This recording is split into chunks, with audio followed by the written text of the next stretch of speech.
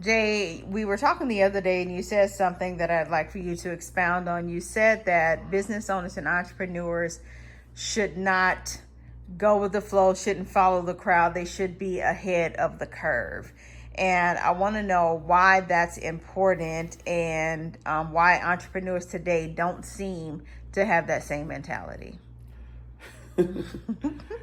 Oh, I always say this, and then people get mad at me, but I say because they're not entrepreneurs. Entrepreneurs are visionaries. True entrepreneurs are visionaries. And that's exactly what a vision is. They're not giving you a vision of right now or a vision of what happened in the past. You got a vision of something that hasn't happened yet. You got to be able to see shit before it happens. You got to see around the corner. And so that's where you should be playing a game at, around the corner. You should not be on what's about to happen right now. You should be trying to what's going to happen next week. How do I plan? Think about it. You got to make payroll. You got to make payroll every 2 weeks. So why are you thinking about this week's payroll? I got you stressing if you only think about this week's payroll, because that means you ain't even making no money. You know what I'm saying?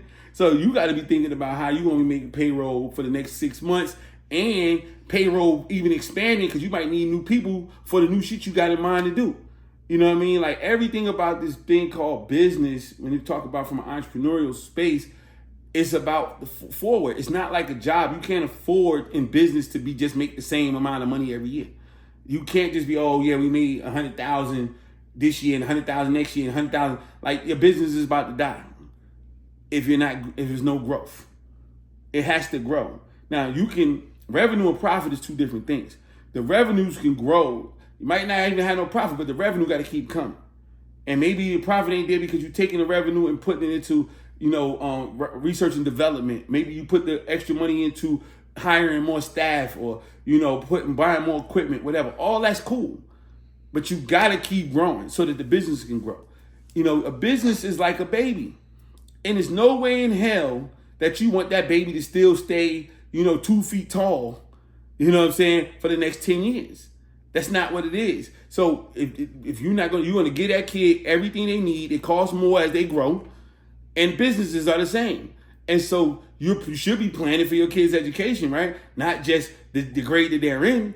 You planning what they in middle school, in 6th grade, you thinking about high school already. That's why you pick the house that you pick. That's why you live in the neighborhood you live in. That's why you try to make the money you're trying to, so that you can do what you need to do. It's the same thing with your business. You have to be around the corner with, I'm going to set this up. I'm going to put these people in place. I'm going to do these things. I'm going to invest in this so that the business can be here in the next 3 to 5 years, not what we're going to be doing in the next 3 to 6 months.